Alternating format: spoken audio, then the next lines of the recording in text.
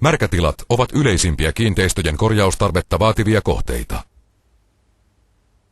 Suhteellisen uusissakin kylpyhuoneissa saattaa suihkutilan alueella olla ongelmia.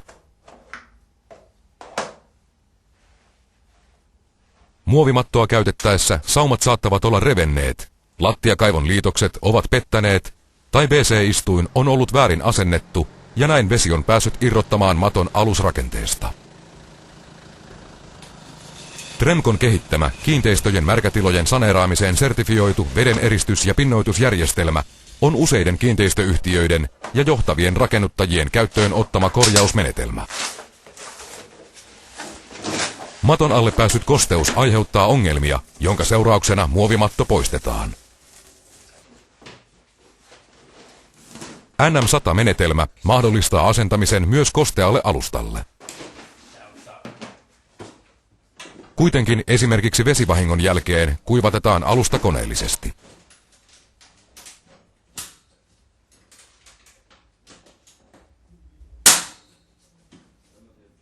Yleensä lattia on riittävän kuiva pohjatöiden aloittamiseksi. Alusta hiotaan puhtaaksi pölynimuriin liitetyllä koneellisella jyrsimellä. Jyrsimellä poistetaan vanhat sementtiliimat, mattoliimat ja muut tartuntaa heikentävät ainekset. Tämän jälkeen voidaan tehdä tarvittavat korjaukset, kaadot ja mahdolliset kaivon muutostyöt. Lattian jyrsinnän ja puhtaaksi imuroinnin jälkeen voidaan aloittaa betonipinnan pohjustaminen. Pohjusteena käytetään järjestelmään kuuluvaa NM-BP50 Super-pohjustetta. Vedeneristysjärjestelmän kaikki tuotteet ovat kaksikomponenttisia, liuotinainevapaita, tutkittuja ja turvallisia sekä käyttäjäystävällisiä epoksituotteita. Tuotteita on valmistettu jo vuodesta 1967 lähtien.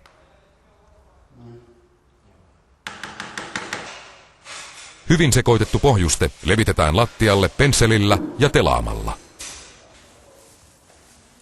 Pohjustus tehdään 1–2 kertaan niin, että betonin huokoset sulkeutuvat täysin ja pohjuste muodostaa yhtenäisen tiiviin kalvon.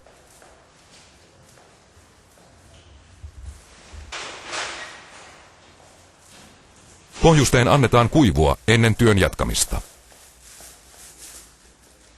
Sarjaan kuuluvaa NM705 joustoepoksia käytetään lattia- ja seinärakenteiden sekä lattiakaivojen liittymärakenteissa. Joustoepoksin komponentit sekoitetaan huolellisesti keskenään ja levitys tehdään työhön sopivalla lastalla.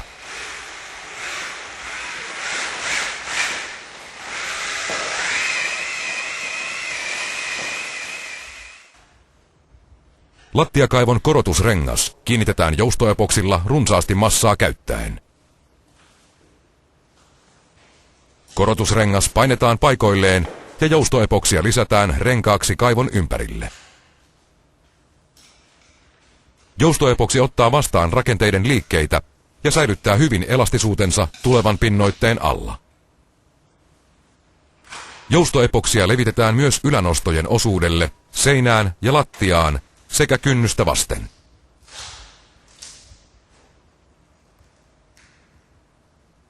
Lopullinen pinnoitus tehdään NM100 epoksimassalla.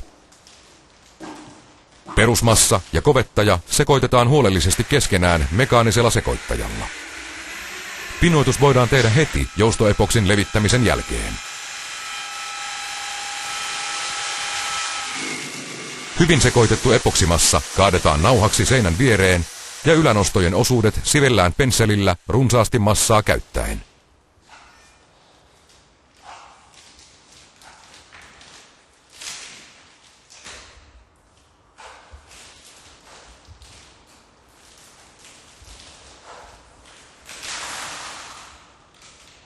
Lattiapinnalle massa levitetään säätö- tai kampalastan avulla noin 3 mm kerrospaksuuteen.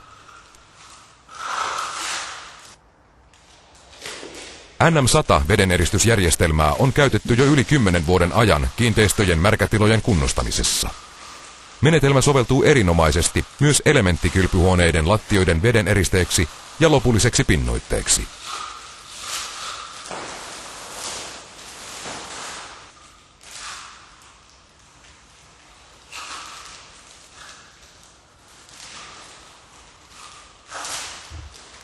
Lopullinen pinta elävöitetään NM-hiutaleilla, joilla pinnasta saadaan myös liukkautta estävä. Hiutaleet kylvetään märän pinnoitteen päälle.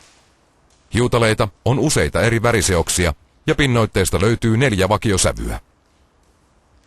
NM100 vedeneristysjärjestelmällä on saavutettu erittäin reklamaatiovapaa ja pitkäaikainen käyttöhistoria ongelmallisten märkätilojen saneerauksessa.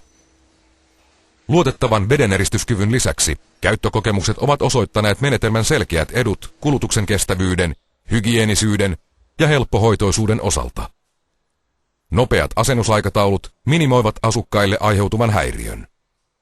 Kaikki työt maton poistamisesta NM100 vedeneristysmenetelmän asentamiseen voidaan suorittaa jopa 3 päivän aikana.